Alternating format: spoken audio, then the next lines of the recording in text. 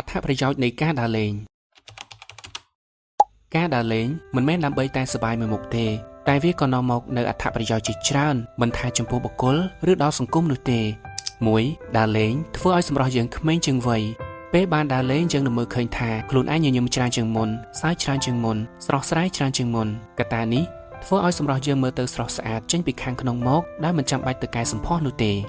2. ដើរលេងធ្វើឲ្យយើងបាត់ stress នៅពេលដែលយើងបានដើរលេងយើងនឹងមានអារម្មណ៍ថាសប្បាយចិត្តហើយភាពសប្បាយចិត្តនឹងរុញច្រាននៅទុក្ខកង្វល់ឬភាព stress ចេញពីខ្លួនរបស់យើងបើគ្រាន់តែដើរលេងដើម្បីបដូរមកវិញនៅអារម្មណ៍ល្អៗនិងជីវិតមួយដែលរីករាយហេតុអ្វីយើងមិនធ្វើវាតែរាល់ការដើរលេងមិនប្រកាសថាទោះតែចំណាយលុយច្រើនបានដើរលេងសប្បាយនោះទេយើងអាចដើរតាមលទ្ធភាពដែលយើងមានហើយសំខាន់ត្រូវតែចេះឆ្លៀតពេល